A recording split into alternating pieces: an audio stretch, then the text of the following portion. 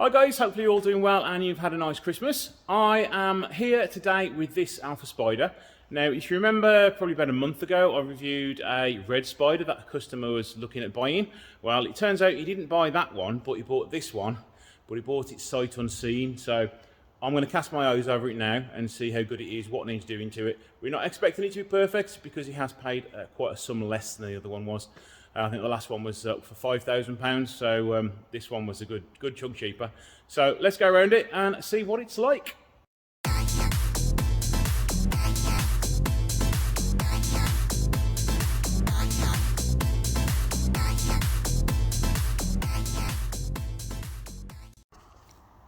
And if you're wondering why everywhere's so wet, I actually had a leak in the unit, so everywhere got absolutely caked in water. So, right, let's start at the front. And it's nice to see there's no lacquer peel. The silver looks reasonably bright. There's no damage on that front bumper that I can see. Alloy wheels, standard and look okay. I'll have a look at the tyres when we're on the ramp. Wing mirror is fine, starting to do a little bit of fading, but it's what happens with them, unfortunately. Alloy wheels appear okay. I'll check all the tyres out and the wheels out on the ramp. Just a dirty mark there. It just needs a wash. It's a little bit dirty, to be honest. The roof on this side, a little bit of crumpling here, but you do get that on all these because they are like 20-year-old roofs now. A little bit of fading around the sort of A-pillar trim. Can't feel any rust around the arches. I've just got dirt on the alloy wheels. There's a dent here. I saw that on the pictures when he showed it me, so we'll probably have to do something with that for him. The rear badge looks brand new as well. Rear light bar, good condition. No lacquer peel or any blemishes on the paintwork. That's just dirt there, I hope. Yes, it is.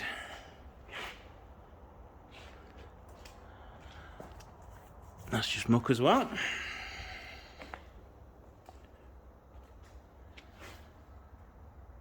Looking okay there. There's no dents on the side of the car. It's pretty straightforward. Let's check this side. That looks pretty good. And on to the last bit of the bumper. All good. Let's check the interior out now. The window trim has started to fail. They do on most of the Spiders. We need a new one of these to go in here. The plastic trims, they are available again now, I do believe, so I'll have a look at one of those later. Little hole in the trim here. Speaker cover is missing the material. The rear of the door has had some seatbelt damage done to it. The seat itself, a little bit of wear to the bolster, but nothing major. How many miles has it done? 99,500. We've got loads of service history with it. Got the original stereo. Everything else is standard on the interior. It has got a seatbelt cover on that side, but not this side. So everything is pretty okay, to be honest. There's nothing majorly wrong with the car, just a few little bits of trim and stuff which need sorting out, but nothing major at all. Let's have a look underneath the bonnet now.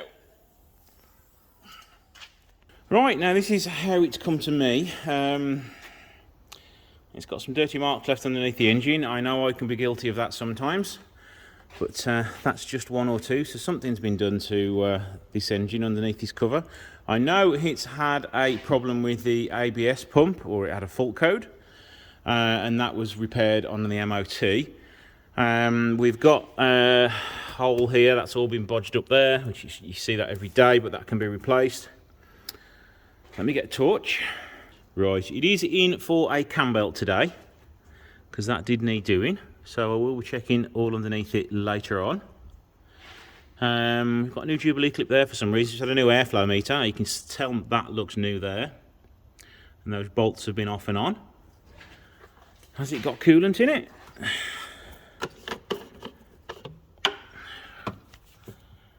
It has got coolant, but the coolant is low. So I will be checking for leaks when it's up in the air. Brake fluid is okay. I will test that out afterwards when I've got more hands free. Can't see any oil leaks along the side of the engine. There's nothing really dripping onto this front cover. Everything else looks okay. There's no damage to these front covers. There's no major amounts of rust to the front cover here. That cover's okay. Window scuttle is okay and not too faded. There's no signs of damage repair under the bonnet on the clamshell. So no major horrors there. Let's get it up in the air a little bit more. We'll check out the wheels and suspension and then check out the underside. Right, springs there. There's no rust down there I can see. Tyre is good. The brand is Nankang, so I will happily live with Nankang there, okay for budget tyres. Brake pipe looks okay there. It's still got the cover on the inside. Some damage to the sill from stone chips and wear, so that's going to probably want sorting out for the customer. Let's just check behind this rear arch for rust now. Ooh, that's nice. Not one little bit of rust showing there. Again, new tyre on it, so I'm going to assume it's had, ooh.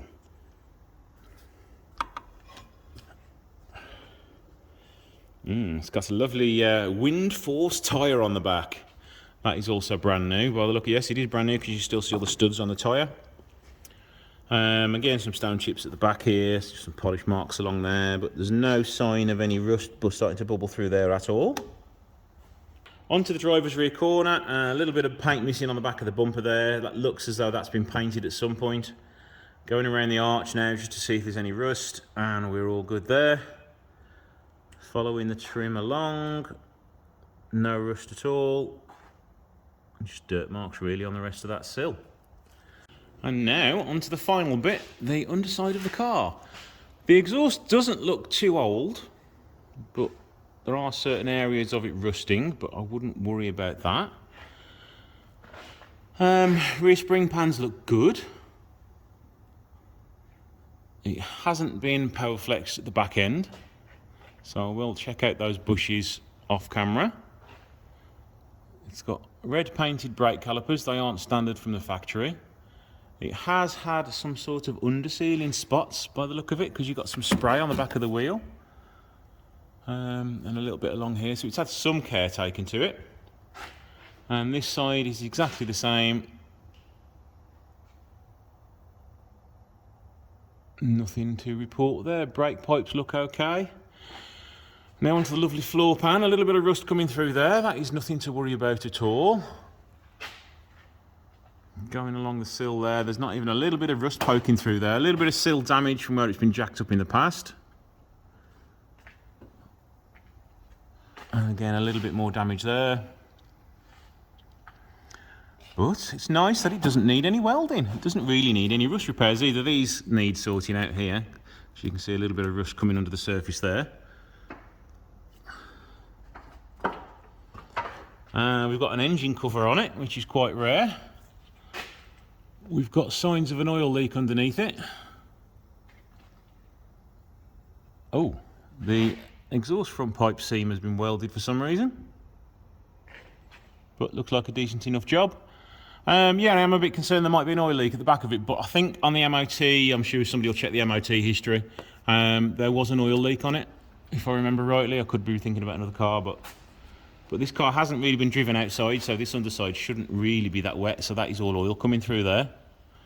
So I'll need to check that out further when I take the engine apart to do the cam belt.